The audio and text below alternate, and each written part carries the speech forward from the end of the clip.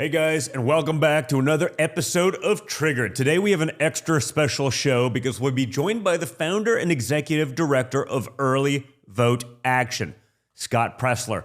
Many of you guys have asked about him. Many of you wanted him to chair the RNC. He's out there doing it. Scott is leading the way on registering new voters. He's as passionate about the America First movement as just about anyone, and he is working nonstop all across the country to register new voters at venues like gun shows, hunting events, and now he's even going into Amish country.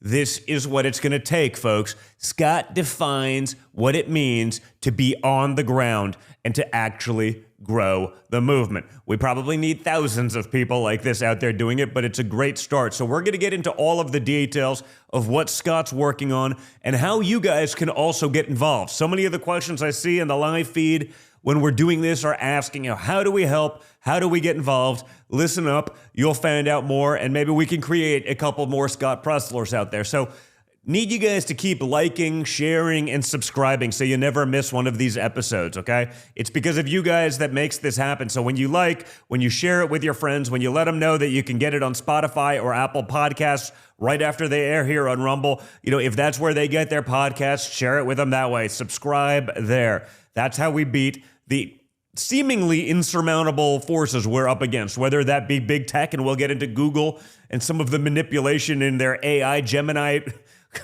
programming. It's truly special, but these are the world.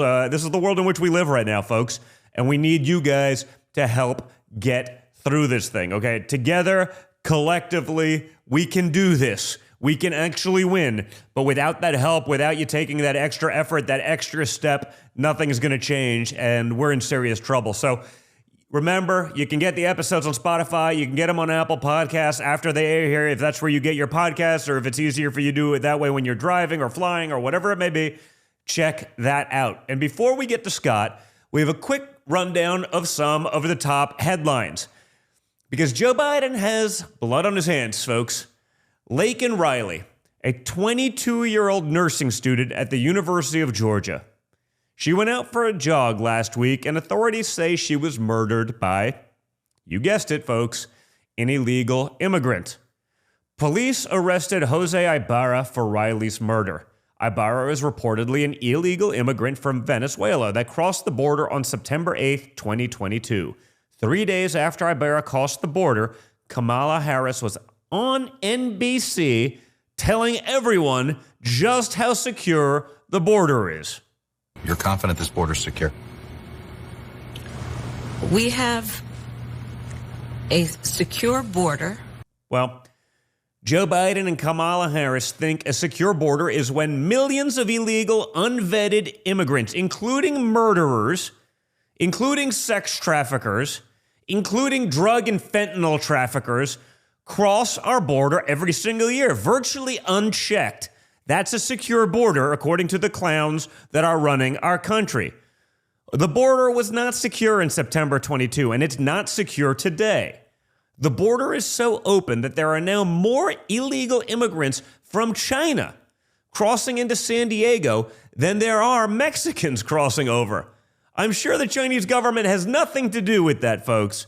I'm sure it's all just great people.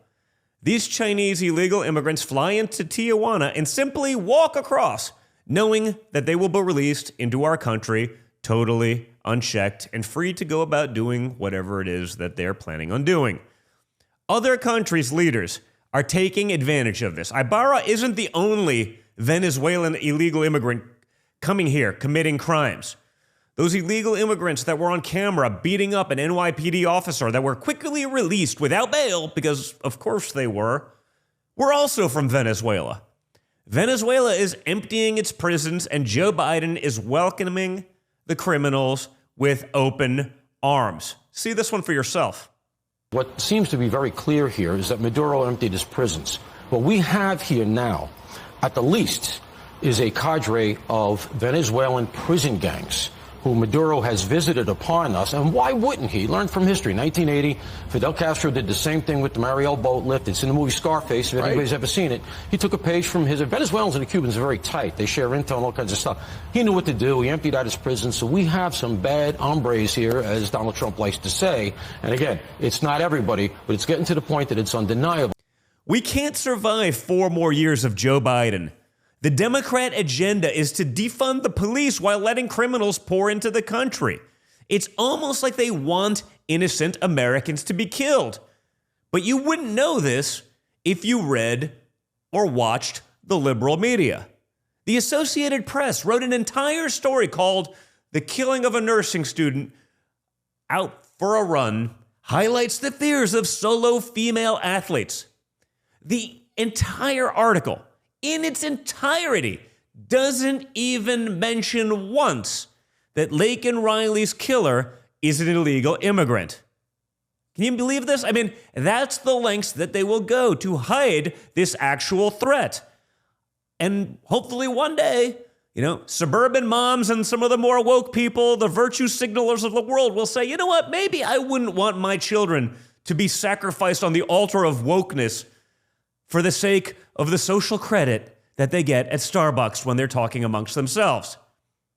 Not only all of this, guys, but the other example of a jogger killed, used in the Associated Press story, is Molly Tibbetts, who also was killed by an illegal immigrant in Iowa in 2018.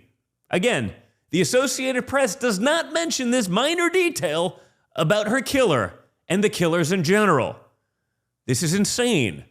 The reason these women have been killed jogging is because of illegal immigrants. If we want women to feel safer when they are out for a jog, then we have to secure our border. This is not rocket science. It's one lie after the other from the Democrats and their allies in the media. For example, we're told nonstop that artificial intelligence, it's the future, folks. It's going to replace jobs and run the world. Okay. Seems like it's got some prospects. All the guys that were laying pipe for the Keystone Pipeline, they were laid off, and all the journalists said, hey, learn to code. Well, it seems like it's actually a lot of those white-collar jobs that are being replaced as journalists all over the country are being laid off, but that's because their bias has shown through. Unfortunately, the same thing is happening in AI. So what would we expect from our new robot overlords? Well, we should expect explicit racism, woke left-wing lies, and black founding fathers. Yes, you heard that correct, folks. According to Google's AI Gemini program, the founding fathers were actually black. That's the imagery that they drew. Google just rolled out its AI chatbot called Gemini. Google says that Gemini can help you with writing, with math, to generate images, and just generally help answer your questions. Well, people started asking Gemini to give them images, and they realized pretty quickly that Gemini only creates images of non-white people. This is what Google Gemini says the founding fathers look like.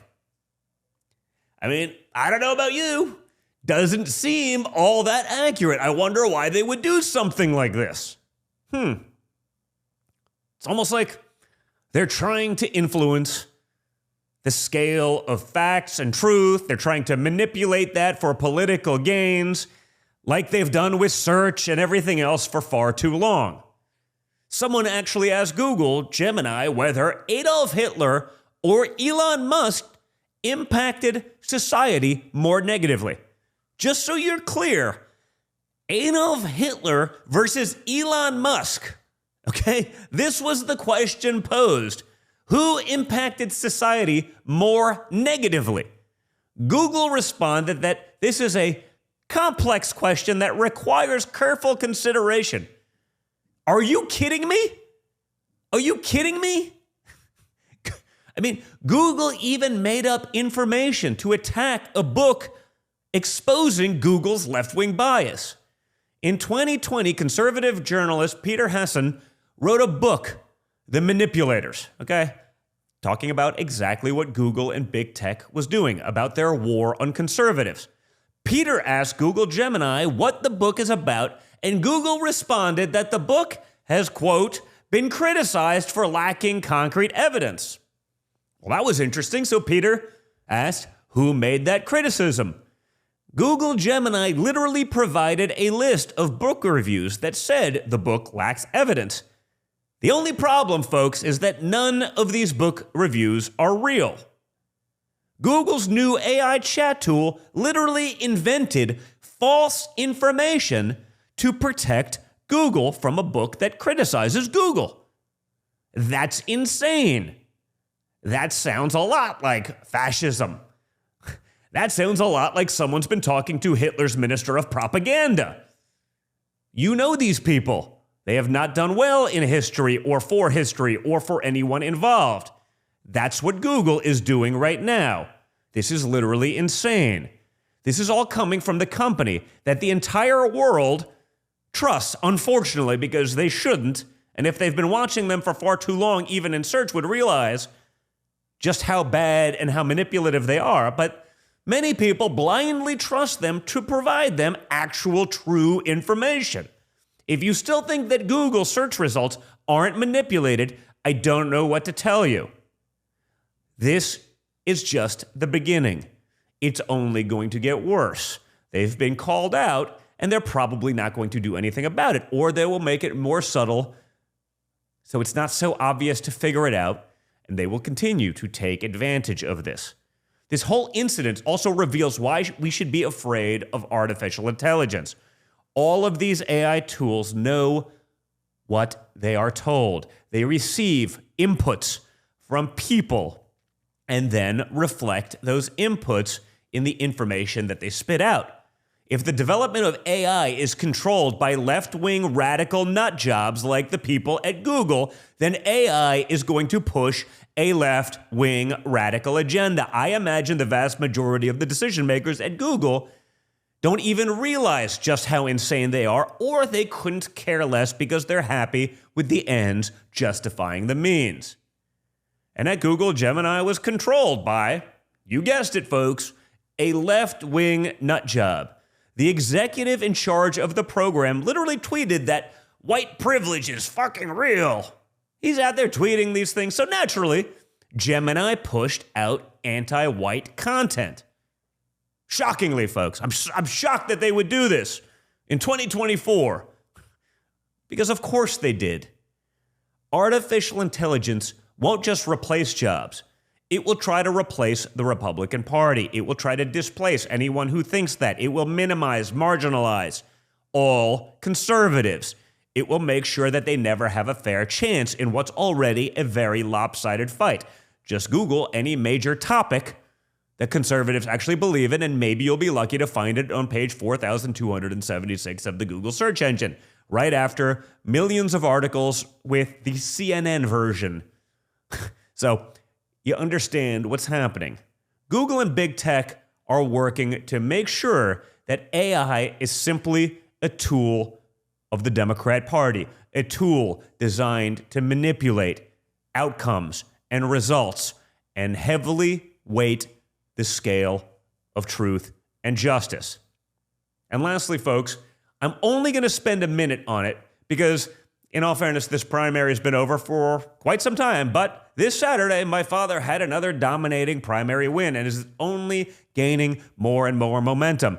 Anyone trying to claim otherwise is delusional like Nikki Haley or simply lying to you, probably because they're on the take. So we are focusing on the general election. I'm not going to talk about that one anymore because even if it was a record win and even if the only other candidate was from that state and it's a blowout, it doesn't matter because, like Google, the mainstream media, they're going to do the bidding of the radical left, of Joe Biden, and the Democrat Party that has failed you so badly. So before we get to Scott Presler, guys, and again, I think it's going to be a fun interview because we get into details. He's someone that I know, again, a lot of the people in the commentary bring up quite often as someone they want running the RNC because you guys get it. We want those ground up people. We need more of them. So I think it's going to be an exciting one. But before we get to that, I want to make sure you're liking, sharing, and subscribing. Hit the button. It's not that hard. Just do it, okay? And with that, I also want to give you a quick word from our sponsors, because it's you guys that make this possible, but they also make it possible, and we got to support those companies. And that includes several new sponsors, including the 1775 Coffee Company, which is brewed to perfection, crafted with precision, and built on patriotism. 1775 Coffee is farm to cup. They have a process that means there's quality, authenticity, and sustainability from start to finish. All the beans are ethically and exclusively single-sourced from the finest coffee farms of Bolivia. And guys, we talk about it all the time. Make sure you're giving your money to the companies that like you, not some woke coffee chain that truly hates your guts and is probably funding Google along with the mainstream media and all of the causes that hate you and would put you in the gulags. It's that simple. Give your hard-earned monies to companies that actually share your values. Help them grow. It's why the 1775 Coffee Company is joining forces with Rumble to support the causes that matter most. Your purchase helps support veterans' causes, groups fighting to protect the First Amendment, the right to keep and bear arms, and so much more. So go to 1775coffee.com/Don Jr. That's 1775coffee.com/Don Jr. Get 10% off your first order and enjoy it. We also have a new sponsor right here at Rumble. And I'm excited to talk about this one because, you know, when these guys tell you, you got to build your own, well, we did. And Chris Pavlovsky at Rumble did that. And I'm excited to introduce you to Rumble Cloud Services, right? You've heard of Amazon doing all of that, except when they don't like you, they shut you off, cut you out. How many times have you heard that story? So now Rumble is offering cloud services, which will provide content creators, businesses, big and small, with the products and services they need to succeed. Rumble has built the cloud for the parallel economy, so you don't have to worry about being canceled, being censored by the big tech giants, and losing everything. Again, you see what Google's doing, Amazon's no different. They're all on the same team. Rumble has fought against that, as you've seen, based on just even allowing programming like mine to be on this show. And the Rumble cloud pricing model will lower costs, it will increase savings, and give you more predictable budgeting. So exclusively for friends of Rumble, sign up today at friends.rumble.cloud and receive 30% off the first 3 months of your subscription, okay? friends.rumble.cloud. Okay, that's the URL.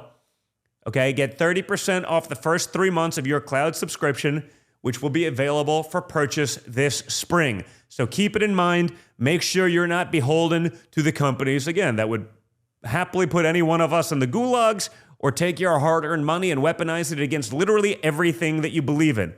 Rumble Cloud services are essential for any size business to innovate and grow. And like I said, guys, it's an affordable service that is supported by independent infrastructure. It's not just a subcontract from, AWS, Amazon Web Services. You'll be gone like that, and not linked to big tech, so you won't get canceled by the woke mob. So again, head to friends.rumble.cloud and sign up today. And last but not least, folks, check out the great folks over at Goldco. We see it every day.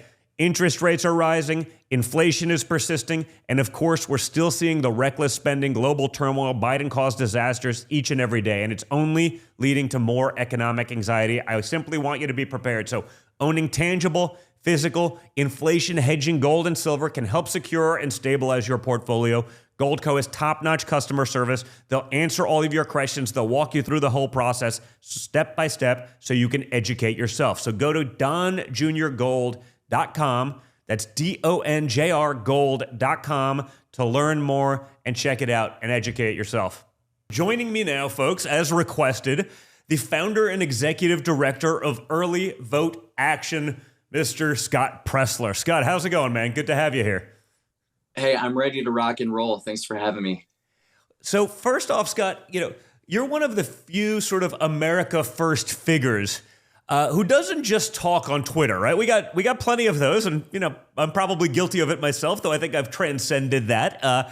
But you're on the ground day after day, actually registering new voters. You seem to work as hard as anyone that's out there. I mean, they wanted you to be in charge of the RNC. I mean, that it's pretty apparent.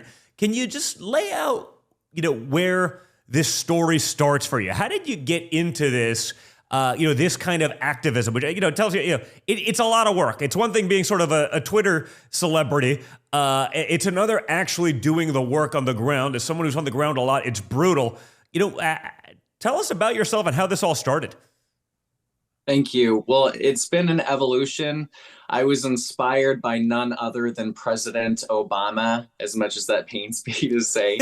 But I didn't have that coming. In college, I couldn't find a job. I'm working at an elementary school. I'm walking dogs, and I'm going, oh my gosh, I'm a part of the problem because I'm only a voter. I'm not actually active in our constitutional republic. I'm not knocking on doors. I'm not getting out the vote. And so my inaction in part led to President Obama getting reelected.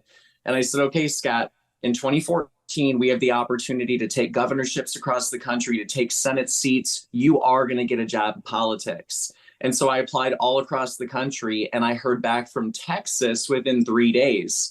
And so I spent the better part of 2014 helping to elect Governor Greg Abbott in Texas, which is why I'm always wearing cowboy boots. And so I never wanted Hillary Clinton to set foot in the White House ever again. Justice Scalia had passed away, and I knew that the Supreme Court was going to be decided by who is the next president of the United States. So we elected your father, Donald Trump, as the 45th president. And I went on to work for a not-for-profit that I couldn't be political. And I said, you know what? This work, doing the boots on the ground, the activism, the voter registration is so important because nobody is really doing it. So ever since 2019, I've been working for myself independently, traveling the country, going to important states like Arizona, Nevada, North Carolina, Pennsylvania, Wisconsin, focusing on voter registration. And after the debacle of 2022, which should have been a red tsunami, we should have won it overwhelmingly. But we had things like the machines go down in Arizona, and we had 150,000 registered Nevada Republicans that didn't vote, despite every person receiving a mail-in ballot. And that was the impetus that I created my organization, Early Vote Action. And I know this is contentious. We're not going to belabor the point, but I firmly believe that we're not going to be successful unless we have an all of the above approach to voting. And that kind of is my story. I agree with you. I mean, I think we do need to get to a point where we have same-day voting like the rest of the civilized world, paper ballots like the rest of the civilized world, even the sort of socialist states of Europe. Voter ID. I mean, the amount of people in Europe that are pretty far left that are like, oh, how is it even possible that you don't have these things? That said, you can't get them unless you're actually in power, which is why it's not just about winning the presidency or a Senate race, or you got to win state legislature. You got to win everything across the board. I mean, school boards, we got to get in there because the other side has gone bottom up and just taken over in every institution from the bottom at every level. And so we do have to do all of these things because until you're actually in power across the board to make the changes that are so common sense, that are so obvious, none of it matters. And as long as that's the case, you're right. We're going to lose X number of people in Nevada because there happens to be a snowstorm on election day. And people say, you know what, I could have mailed it in, but I'm not driving. It's not worth risking my life. And we've shown in states like North Carolina. I know that Whatley is being considered as RNC chair right now. He's been endorsed by President Trump. But look at what happened in North Carolina. The people voted for voter ID laws, but because they had a Democrat Supreme Court, the Democrat Supreme Court negated the will of the people. And we haven't had voter ID laws until we recently flipped the Supreme Court in the state of North Carolina. So we were able to redraw the maps. We're going to pick up probably 4 congressional seats, hopefully saving the House of Representatives. But it was because we focused on voter registration and we focused on important statewide seats like the Supreme Court and this all of the above approach that you're talking about.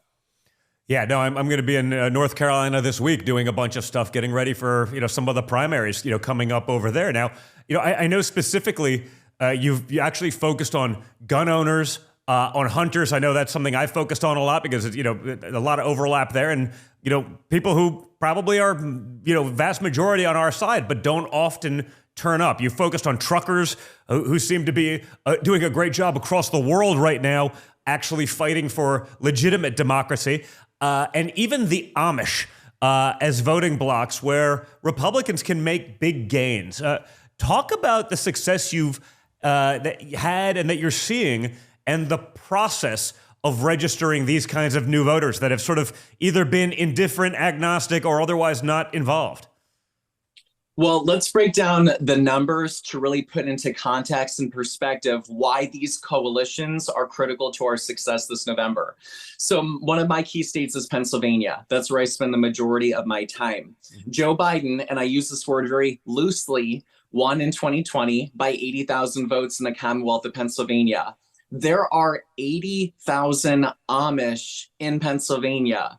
There are 80,000 truckers in Pennsylvania. Those two coalitions alone, if we actually mobilize and register them to vote, they could save the Commonwealth of Pennsylvania and therefore the United States.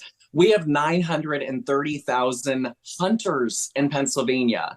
Now, I don't have the statistic for PA, but I can tell you, for example, that 40%, 40, not 14%, of Wisconsin hunters are not registered to vote.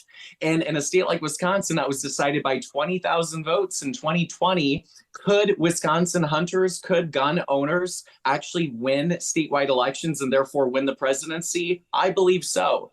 And so one thing that I'm asking people to do is we need to have a presence at every single gun show in the United States of America. There's a website for every single gun show in the entire United States for all 50 states for all of 2024, and rodeos. Oh my gosh, who is going to be going to gun shows and rodeos? Those are going to be our people, Second Amendment loving people.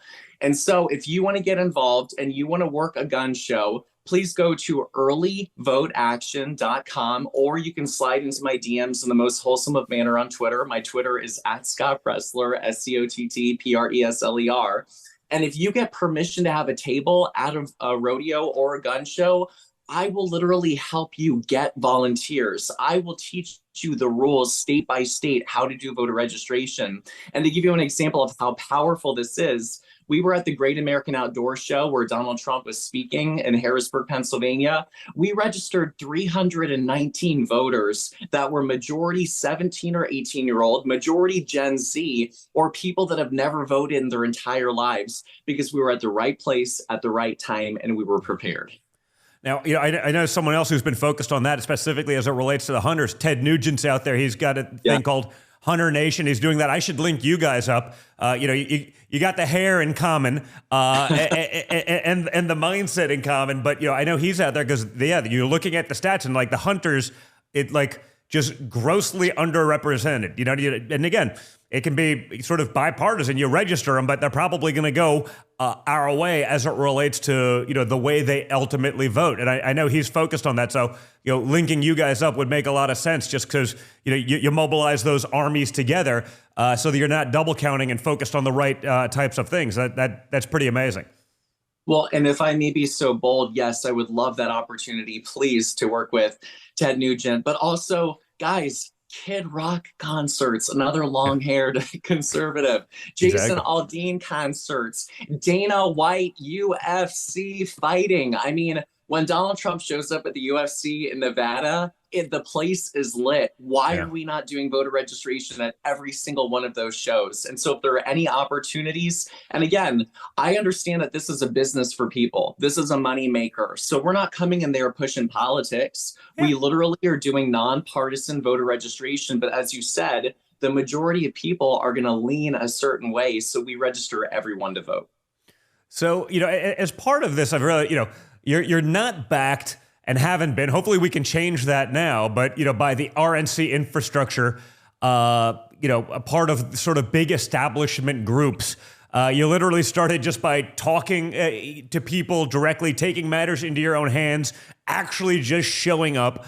What sort of response do you get at these events, and why hasn't something like the RNC really wanted to follow your lead? It seems like, maybe they're supposed to be doing some of those things, but I don't know that they had been for quite some time. So you would think that more people would want to be able to fill those voids rather than sort of ostracize people who's on a similar mission. Well, we lead by example. I'm not going to point the finger at someone and tell them how to do their job. Instead, I think that it's important that we do it and we fill those voids. And I think that's why the grassroots, the base, that they do see value in the work that I'm doing. And so maybe that the current chairperson of the RNC doesn't see value, but that's fine. I've been tweeting at that person for over 300 days without a response, bless her heart.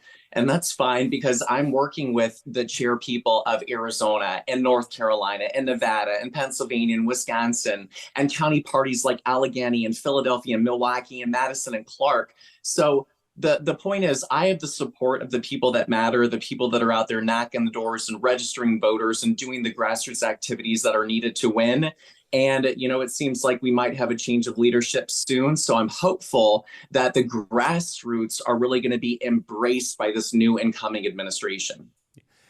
I hope so, too, because, I think we certainly need that. So, yeah, now change, it seems coming, and I hope to sort of integrate everyone, get them all on the same page. But can you maybe get into the details of the process of actually registering new voters? What forms need to be filled out?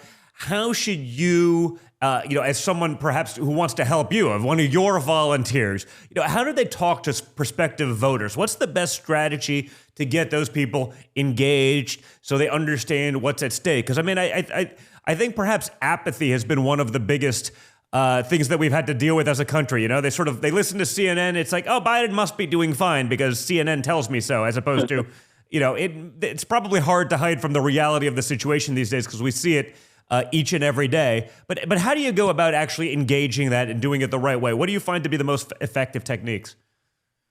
So, well, as I mentioned earlier, and I remember the website, it's gunshowtrader.com, TRADER. So trader like you're trading, not trader like Joe Biden. And so the strategy for gun shows, see, I got jokes. The strategy for gun shows and churches, et cetera, is those kinds of things are nonpartisan. Because I know, for example, that 30% of evangelicals are not registered to vote. And by and large, evangelicals are going to vote conservatively. And so the strategy for reaching out to those people, to your bishop, your elder, your priest, whatever, is you ask for nonpartisan permission to do voter registration after synagogue or church, blah, blah, blah. But if I'm doing something like Walmart, Home Depot, Bass Pro Shop, Cabela's, Boot Barn, those are opportunities that, remember, public sidewalk is public property. I have every right to go on a public sidewalk outside of Home Depot and set up a Trump table, set up a Republican table, and literally just have signs that say, register to vote here. Now, the goal is you don't want to just have signs that are for Trump, et cetera, because even though that's good, some people might mistake it as just a sign waving rally. No, we have to let people know that there's an action item that is occurring. Sign up to volunteer here, register to vote here, some sort of action item. Now, what I really need help with that I think would be phenomenally important to winning this November is in Pennsylvania, the primary for the presidential primary is on Tuesday, April 23rd.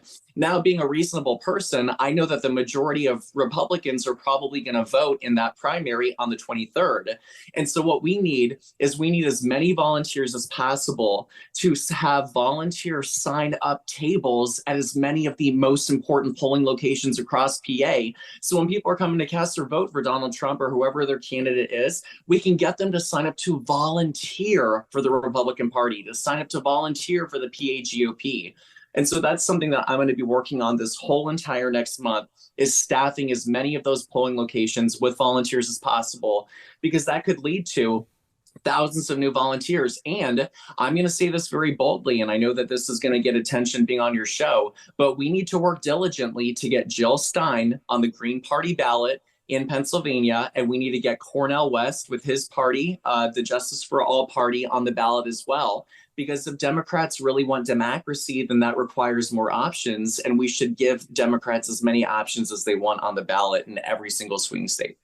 Yeah, I mean, they've certainly been pushing that sort of stuff with the no labels. They've certainly taken pretty good advantage of that with libertarians who probably would be, 90-something%, conservative voters. At the same time, there are things that sort of the traditional orthodoxy of the Republican Party, perhaps pushes people to the libertarian side. I think it probably costs libertarians in the end, but I very much understand the reasons they're voting that way, and the Democrats have sort of enjoyed a lot of the fruits of those labors. I think the other thing is obviously, while I'd love to hear your thoughts on this one, but for quite some time, my feed was blowing up with sort of the RFK.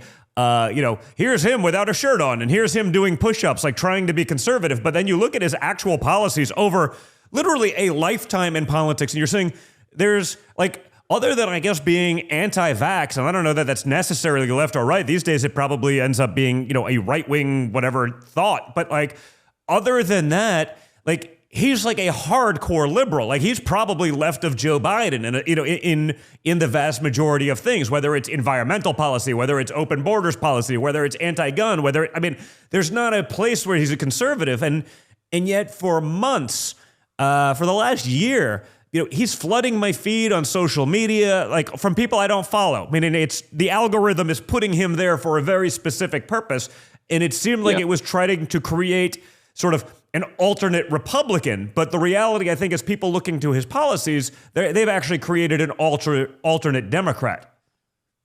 I agree. Well, people are saying that it would pull from President Trump, and I disagree for the exact reasons that you just mentioned. Besides being anti-vax, he's pro the green climate scam. He's anti-gun and anti-Second Amendment. He's pro DEI.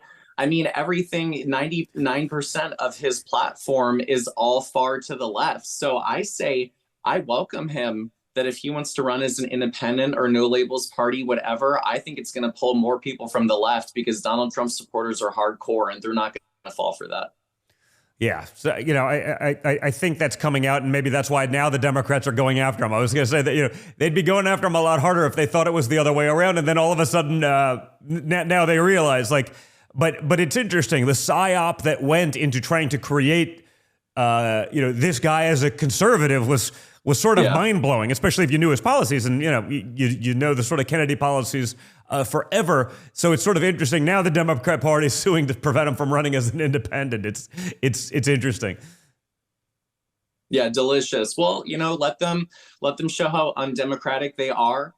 Some of my best volunteers are former Bernie Sanders supporters that saw the election rigged for Hillary Clinton, that are now some of the most diehard, loyal, conservative people out there, because they understand the veil has been lifted. And that's one thing that I really want the Republican Party, if we can push, please, bringing our conservative vision, especially to Black America. And I know some people may be like, Scott, why would you spend your time in Chicago, et cetera? Well, number one, it would make nationwide news, just us descending as conservatives upon Chicago, who are eager to listen to us, who are eager to work with us. And people are also misunderstanding the vicinity of Chicago to Milwaukee, the vicinity of Chicago to Detroit.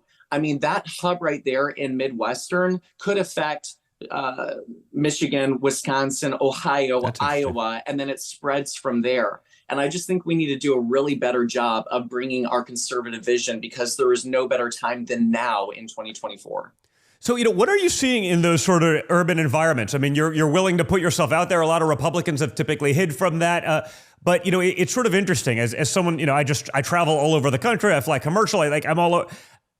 I have seen and witnessed now more than ever, the amount of African-American men that have come up to me, literally like, hey man, you're my hero. I'm like, what?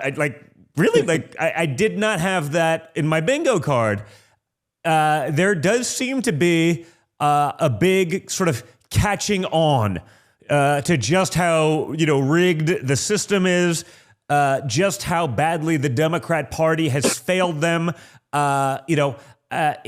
Have you noticed that on the ground yourself? I guess for me, maybe it's different. Maybe, there's a celebrity status or whatever that, maybe they're more apt to come up to, but it's palpable. And I noticed the difference versus, 16, where, it's like, okay, I don't dislike you, but, I'm told you're a racist. It's almost like they're like totally aware of all the bullshit now. And there seems to be like a palpable swing. And again, I don't want to be naive. Like, we should, based on policy, but the Democrats have failed for 50 years with, these individuals, it's got to change. That's naive, but it does feel very different this time. What do you think? Well, I've spent a lot of time, especially in Philadelphia, and that is definitely a Black-centric city. And what I'm hearing from people is, yes, they are hurting monetarily, fiscally, and that they all said life was better. It was more inexpensive under Donald Trump. But when I go to these gun shows, the majority of people that we register, as I mentioned, are young people or Hispanics or Black men. But the biggest issue and the motto that I think we have the opportunity with the Republican Party is it has to be the America First theme. Americans come first, every single Black, white, and brown American citizen. And this illegal immigration issue is going to be the singular wedge issue that brings people over, especially minority communities, because they're saying to themselves right now, oh my gosh, you're spending all this money to secure Ukraine's border while ours is wide open. Oh my gosh, you're spending all this money on illegal aliens and not the Black community or white and brown American citizens that we should be that we're kicking out homeless veterans in Manhattan and New York and making way for illegal aliens.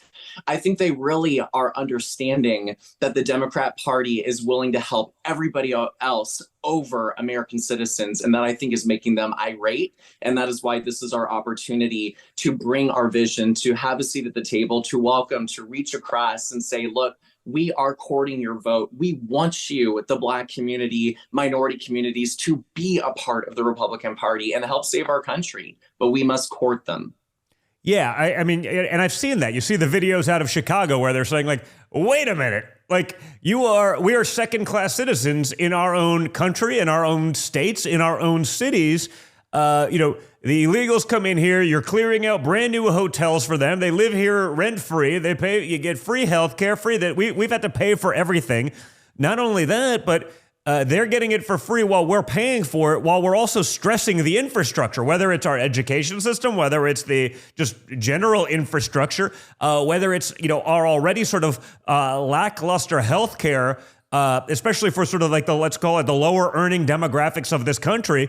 And they're saying, wait a second, like, I mean, you're hearing them say it out loud and saying enough is enough. And yet their party is unwilling, it seems, to actually do anything about it. I think whether they know that they've ostracized the people so badly that they're just like, well, if we're not going to have them voting for them, we'll just import the votes that we need, which clearly seems to be their intention. How do those things jive together? Well, I think the Chicago DNC convention is going to be lit this year. I hope it remains peaceful. But I cannot wait to see Black voices wearing MAGA hats surrounding the DNC convention center, showing overtly and showing that the Black community is rejecting the Democrat Party. And I think that's something that we need to work towards. Is we need to use that as a stage and as an opportunity that when the Democrats are putting their America Last candidates up on that stage, that we're going to have all of these Black, white, and brown voices saying, no, we're going to be voting for President Trump this November. I think it's going to be awesome. Yeah, well, I agree that will be a sight. Listen, I think it'll be an interesting thing. I think that kind of visual probably makes it a lot harder for the Democrats to employ whatever inevitable tactics. And when I say tactics, I mean cheating, they'd otherwise do. If it's so clear to the American people that it's not legit if Joe Biden wins because he's so unpopular, even in the places, I don't think anyone believes that Joe Biden actually outperformed Barack Obama in Philadelphia and Atlanta and Milwaukee and Detroit. No one's that stupid, but it doesn't matter. They'll take the win and they'll move on. But it's going to get a lot harder for them to sell that with any kind of credibility. As more of these communities sort of leave the Democrat Party. Well, and I want to give a shout out, especially to, there's this gentleman named Shaney Rich, and his videos have gone viral on YouTube and social media. So he is in the Atlanta metro area, and he'll go out and just ask people, especially Black men, how do you feel about Donald Trump? And they're like, I rock with Trump. And so what we need to do is we need more of those people going out and talking to folks like that. But that's not the most important thing. After you discuss with somebody that they are a Trump supporter or they're open to it, we need to always be mindful. Are you registered to vote at your current address? Do you have a plan to vote in the upcoming primary? Do you have a plan to vote in November? Are you going to be in town in November? Because in addition to the Amish and truckers and hunters and gun owners, one thing that especially on your show I want to bring attention to is expatriates. These are people that are American citizens. They are citizens, but they might be living in Mexico or they might be living in Israel. Did you know that there are 600,000 Americans that are living in Israel? We need to get a ballot in the hands of every single one of those people. And some people may be like, but Scott, the Jewish community is going to vote Democratic. Well, number one, look at what the success that we've had on Long Island and Brooklyn, of all places, flipping the 4th congressional district in New York from blue to red, which we did in 2022. The Jewish community is coming over not only in America, but 80% of American Israelis will vote Republican. And imagine when the election in 2020 was decided by 70,000 votes, is it possible that expatriates across the globe could vote in our presidential election and ensure that we elect Donald Trump this November? I think so. Yeah, I think especially for a lot of the Jewish community watching the atrocities of sort of early October and then the Democrat response and the response in the cities and the response, at the my alma mater, at Penn and Harvard and the Ivy League community that they're many a part of and have been funding for generations, just not go like, hey, the Palestinians have a right to exist. Like, I don't think anyone's disputing that. But it was like, no. It's a pro-Hamas message coming from many of these places that were, very Democrat, oftentimes very Jewish. And hopefully that serves as a wake-up call also as to, some of the people who've been funding, essentially their own demise, certainly as it relates to the values and the things that they believe in for quite some time. You see so much of that coming out with the Bill Ackman as it relates to Harvard and others. Yeah, well, look at what happened with the University of Penn State, right? That she has had to resign. Now, she's still teaching there, but she's no longer the president. But they were literally calling for intifada. I mean, that was at Harvard. Penn had a similar Penn had a similar thing, but there's not even a consequence. They go before Congress. That was Elise Stefanik of New York, and she's, hey, does calling for the genocide of a people, does it not violate free speech? Because all of a sudden the left was all about free speech, but it was like, no. Does it violate the code of conduct of the university? And those two things are very different. And they couldn't answer those questions before Congress, and clearly it did. If it was any other group, if it was, white men screaming for the genocide of trans people, it would be a problem. They would have been removed. It would not have required congressional testimony to draw out their response. It would have just been done instantaneously, but that wasn't the case here. Well, and that's why our diction and our language is so important when we talk about an all of the above approach to voting, because so many people who are conservative and share our values, they may not be able to vote at their precinct on election day where they live. Think about people like firefighters and police officers, truckers, as I mentioned, members of our United States military. These are all people that probably share similar conservative beliefs. And if we on the right are saying to people that a certain way of voting is fraudulent or that you shouldn't engage in that type of behavior, that your way to vote by mail is your only opportunity, then we are limiting the ability of potentially millions of people to vote in our elections. So we have to make sure that our language is embracing every single Republican to lock in every single gosh darn vote. And that's why, especially, I'm bringing attention to these different coalitions for that reason. Yeah. So, we touched on it a little bit, in the beginning, but you're really stressing early voting for Republicans, and you're the founder of a group called Early Vote Action. I mean, that's a big deal. Why have Republicans been more hesitant to vote early, and why is that actually significant? Well, I understand the hesitancy of early voting for, purposes of perhaps allowing your opponent to know how many votes you have locked in. But for some of the reasons that we mentioned earlier, and you bringing attention to, look, it snowed in Nevada on election day. Yeah. Adam lost by 8,000 votes. Now, I'm not saying that 8,000 people didn't vote because of the snow, but I do know for a fact that 150, not 15, 150,000 registered Nevada Republicans did not mail in their ballot. And look at what just happened in New York's 3rd Congressional. You know, we had Mazi Pilip versus Swazi. What happened on election day, y'all, in that special election? Well, it snowed. And in Bucks County, Pennsylvania, we also had snowy, dreary weather. And so when precipitation used to help Republicans because Democrats and Republicans were all voting on one day, that actually used to help us. And we'd be like, please, I hope it rains. Well, now when it rains or snows, it hurts us because the Democrats, they've already early voted. They've already voted by mail. They've already done ballot harvesting in states like California, Nevada, Oregon, Washington.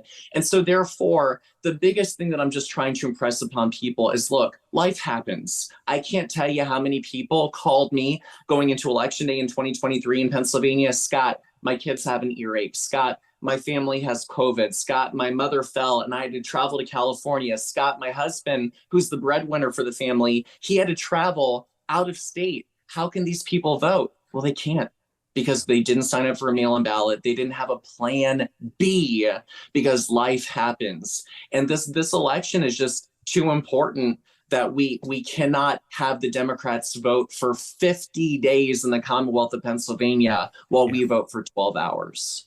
Yeah, it doesn't seem all that fair. So listen, I'm a believer, like, we got to be playing the same game, and we've been playing T-ball while they're playing hardball. One of the things I thought, it's fascinating when I follow your Twitter feed and otherwise, I'm watching you, speaking to the Amish.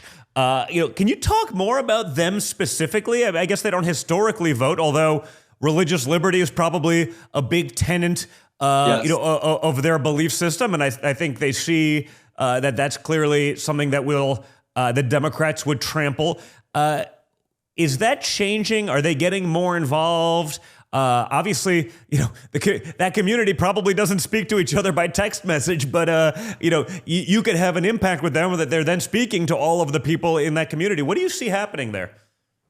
Well, I can tell you, Amos Miller, that name is going to be familiar to a lot of people in Lancaster, Pennsylvania. Lancaster is pretty much the Amish hub.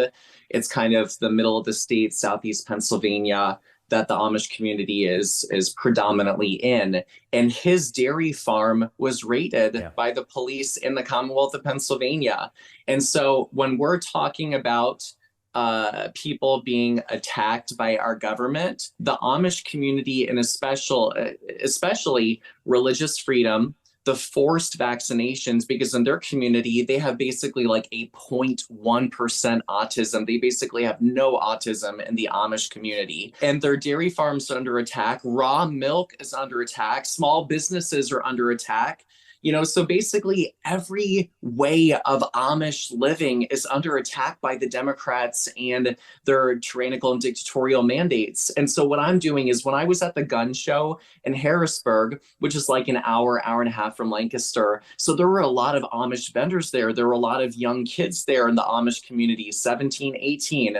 And my message to them is, I'm really, the way that Republicans do it wrong is, by nature, we are individualist, but we think of ourselves collectively, which is ironic because the Democrats are collectivists, but they individually point out people. They say the Black community, the Asian community, veteran community. We need to do a better job of doing that. And so what I mean by that is, whenever I saw an Amish person, I literally would single them out and say, please, I hope that you will consider voting. The Amish collectively could help save our country.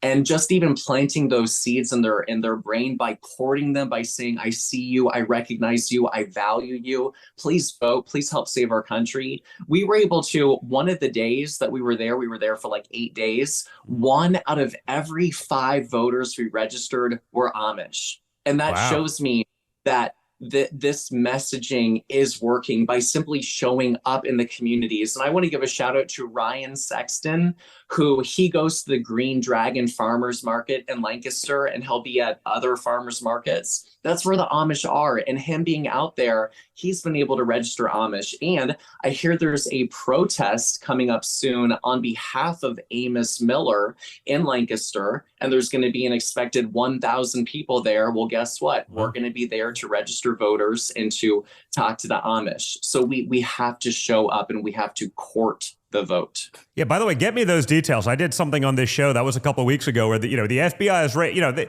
they're not rating the people that, they were on the list. He was a suspect. We just didn't do anything about it. But I mean, they're rating an Amish farm for serving raw milk, selling it to their own community. I mean, sorry, I get that it's not milk that's jacked up with every hormone that's, doing whatever it is to our children and creating the insanity that we see. But it's despicable. I mean, those are the people that they're targeting, right? Whether it's, an Amish farmer, whether it's a practicing Catholic, whether it's a concerned mother at a school board, not like the sleeper cells that are invading our country on a daily basis. Those we got to give them a chance to, to get it done. He was known to us, said about literally every mass shooter in the country. So they're watching him, but they're not willing to do anything. But they are willing to knock down the doors of a pastor or, again, an Amish farmer, or to enforce some pretty draconian insanity right now.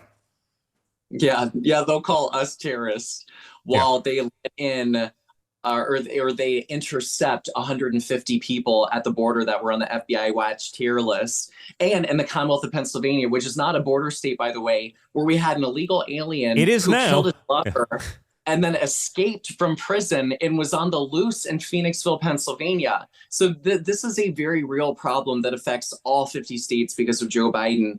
But I will get you those details. And what we need to do is we need to also diversify our approach to how we talk to voters. For example, the Busy Beaver is a publication that goes out to the Amish community. So my Early Vote Action, we're going to take out a page in the Busy Beaver to advocate on behalf of voting to the Amish community. Now, it's not just Pennsylvania, Ohio. Did you know that there are Amish in New York and Virginia and Wisconsin? And this is something that can affect that entire Midwestern region. You have the budget and the Busy Beaver, and we have letters to the editor. So if you're listening right now and you're in PA, I also please encourage you to write a letter to the editor, because as Don Jr. just said, they're not going to be texting and they're not going to be on social media. So we have to diversify the way that we reach out to voters with our messages. Yeah, by the way, just so people can understand, obviously you've taken and you're doing the actions to do that. How can they find your organization so that they can contribute? Like, I want to write a check just for the Amish right now. Just go take out an ad. How do others sort of chip in to allow us the ability to do that and to get to places that would be unconventional and typically not known? And I'm like, dude, I can hit millions of people every time I push a button here on my phone. But you're right. Like, I'm not going to be making an impact within that community without going above and beyond. You've got that covered. How do people contribute to you? Thank you. Well, if you see value in this work that we're talking about, you can go to earlyvoteaction.com, earlyvoteaction.com. And on the contribute page, we have Anodot, and we have a variety of ways, because I know some people may not want to do win red. They may feel differently once we have a new chairperson. And we also have checks available. So there are a variety of ways. But actually, I'm so glad that you mentioned that, because we are unveiling an Amish-centric plan that if people want to donate to just that cause alone, that's going to be one of our multi-pronged approaches, including the truckers, that we're going to have, for example, tailgating at truck stops, tailgating at rest stops, having a QR code that says something to the effect of, truck the vote or truck for Trump or whatever, where people can simply go on and register at vote.gov. And, it's about building all of these coalitions, because we have 7 months. It's not a lot of time in order to win this November. Yeah, and I mean, the truckers seem, whether it's here, whether it's, at the border, whether it's some of the truckers saying, hey, we're not going to bring produce and stuff to New York anymore. Screw those guys, based on the decision that came out, against Trump 2 weeks ago.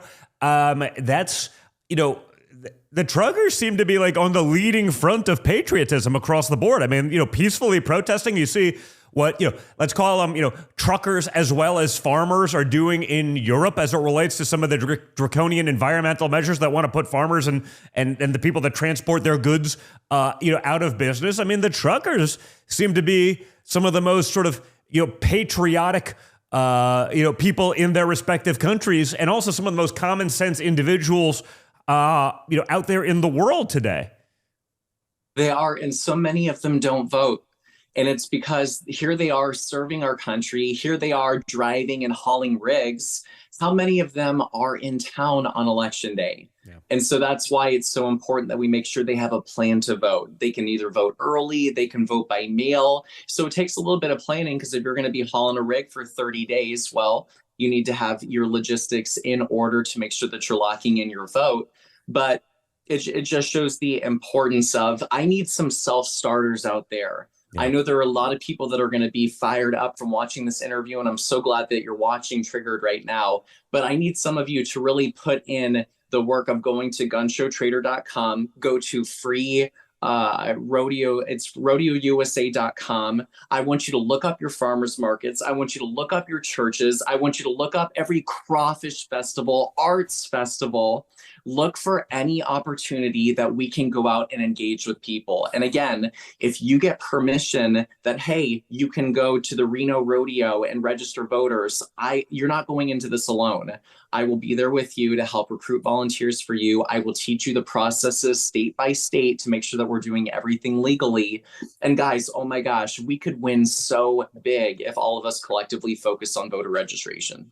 Yeah, I mean, listen, and that's right. That's a call to action, right? Everyone's always like, well, we talk about the problems. What's the call to action? So guys, you just heard it. So get involved and do all of this. Now, Scott, what's the disconnect that you see right now between voters on the ground and leaders in Washington, D.C.? What do you hear from new voters or, voters that you're registering for the first time? What are the issues that matter most to them? Well, the issue that matters most is nobody listens to us. That's why I've been tweeting at the chairwoman for 300 days. That's why the disconnect between the party and the voter is they do not listen to us. We should not be funding Ukraine's border while our border is wide open. We should not be funding illegal aliens over the American people. I mean, honestly, the issue of illegal immigration is the central focal point of this election. So many things from fentanyl to sex trafficking could be solved by simply having a secure border, by simply having the funding that if they were listening to the American people. I mean, so the biggest disconnect is people need to open these and stop using these and use more of these. That's an interesting one. I mean, you've done some other things that sort of maybe it's helps ingratiate you with the people in the areas where you're trying to register voters, where you're trying to sort of dispel the notions that have been made of Republicans and conservatives in these areas. You've done some incredible cleanups in cities like Baltimore, where you literally just show up and clean up a street. You pick up trash. What role does that have in sort of growing, the movement as well as the message that you're out there with? Well, it changed my life. So President Trump, he talked about the city of Baltimore, Maryland. He used some kind of choice words. But choice, but not wrong, right? There's a difference, right? It may not be, the best vernacular for all people, but he wasn't wrong. He wasn't wrong. I mean, the worst cities that I've been to, honestly, have been Los Angeles and Philadelphia and Baltimore. And what is the common theme? Democrat-controlled cities that have been controlled by Democrats for 100 years or one-party system. One party rule, one-party system. And but I think it shows you also a disconnect. When I said use your hands, that we can't just verbalize all of our great conservative policies. We must put them into action. We must show that we're not just about pointing a finger at the Democrats saying everything that's wrong with society, but we must actually implement policy that is going to help the American people. And that's why when we went to Baltimore, it was so significant because we were just simply showing a mirror. We held up a big, bright spotlight on Democratic cities and said, here's the problem, and we're going to go in as Republicans and Americans and clean up the cities that the Democrats won't do. And so we're continuing this work. I mean, my pinned video on my Twitter is us cleaning a homeless camp in Pittsburgh, Pennsylvania. And we're going to go to Kensington, and where they have a park that's called McPherson Square, that it's actually known as Needle Park in Kensington, Pennsylvania. We're going to do more of the cleanups to show the juxtaposition between Democrat policies of decay and Republicans that are going to get our hands dirty, and that we're going to do the work required to make society better for people. Well, I really appreciate what you're doing with all of that, Scott. Thank you so much. Everyone, go download the Early Vote Action app. You also have an app, so you can go check them out online, earlyvoteaction.com. You can go the Early Vote Action app. So we can just keep growing, that we can get the job done in November. Also, Scott, give them your Twitter handle. Your social's great. You're out there. I mean, you'll put up a tweet about you registered one guy in one place, but that's what matters, man. If everyone in America, if every conservative in America registers one person, like, it's over. One person. It's over. Hopefully they do more than that. But it's pretty amazing if you're willing to get, as you said, these. Your hands a little dirty, put them to action. We can change a lot. Apathy has cost us a lot in this country. We've been busy saying, hey, we're too busy for that. We're too busy to be on our school board. We're too busy to do this, that, and the other. And those agencies has been taken over by the other side, radicalized and weaponized against our children, against our future, and everything that we stand for. So tell us again how they can find you on social as well, and and any other places to get them involved. Thank you. Well, very briefly, on the Early Vote Action app, which is available on iPhone and Android, you can call people, you can text people, you can knock on doors, you can write postcards. And if you're in California and you're going, Scott, maybe I don't want to focus on Cali, but I want to help Arizona or Wisconsin or Nevada, you can write postcards from Cali into those swing states, into swing districts. So that's all at Early Vote Action. My application, my website again is earlyvoteaction.com.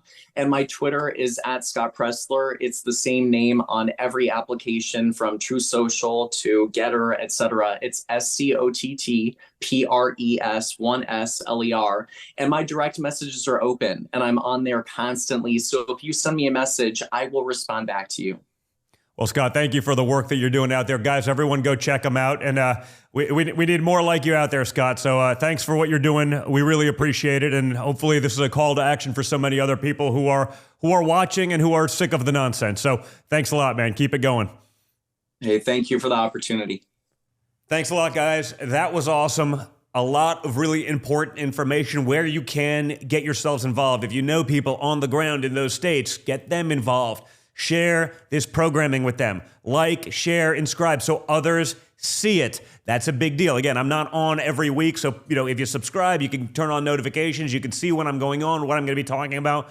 And again, it's going to be on Apple Podcasts. It's going to be on Spotify. If you get your friends that listen to their podcast that way, share it with them. It's because of you guys that we're able to get this messaging out. Big tech ain't going to help us. We know that. We figured that out. Neither are the Democrats. Neither is the average social media company that's probably censoring the hell out of you as they are me. And also, don't forget our incredible sponsors. Go to donjuniorgold.com to learn about how to diversify your portfolio to hedge against some of the insanity. Also, guys, make sure you protect yourself against censorship and cancel by heading to friends.rumble.cloud and sign up today for the Rumble Cloud services. It's going to open up this spring. You won't be beholden to Amazon and some of the other woke big tech companies. So check that out. All the URLs are down here in the bottom. And also go to 1775coffee.com/Don Jr., DONJR, 1775coffee/Don Jr. Get 10% off your first order. Check out great patriotic businesses that have the guts to support programming like this. So this is a really big one. And lastly, folks, important programming note, I'll be doing an extra show tomorrow. Same time-ish, 6:30. I'll be doing a public square town hall with Congressman Matt Gaetz tomorrow in Pensacola. It's going to be me, Michael Seifert, who's been on the show, literally some of the leaders trying to help create the patriot economy to fight back. So we're going to be there live with Matt Gaetz tomorrow in Pensacola, in Florida. Obviously, the doors open at 5 Eastern, and you can go to publicsquare.com where you can get all of the details, okay? Public Square is where you can find other like-minded businesses, patriotic small businesses and big businesses that think like you. Try to get out of the ecosphere of just focusing on the big, woke, major conglomerates. Focus on small businesses. Find them at Public Square. So go to publicsquare.com, get all the details on the town hall. We'll be live in Pensacola, so if you're there, go check it out. We'll also be live streaming it right here on Rumble. We'll have some fun. We'll talk about the patriot economy. We'll talk about a results-driven idea to take power from the woke corporate juggernaut that has taken over so much of our country and destroyed. We're fighting back, and this is one of the best ways to do it, okay? It's not just about being vocal. It's not just about being loud, but you're voting with your wallet, okay? You're moving away from those guys who have weaponized your hard-earned money against you, and we're focusing on businesses, small and large, that think like you. So if you support them, you pull away that money from the woke corporations. They don't have it to give to the guys that hate you and would throw you in the gulags. That's a big plus. So check us out tomorrow, whether it's here live or if you're in Pensacola or nearby, swing over, check it out. You can find out all the information at publicsquare.com. We'll have some fun with Congressman Matt Gaetz, CEO Michael Seifert, and myself, and I look forward to seeing you guys then. Thanks so much, and you're the best.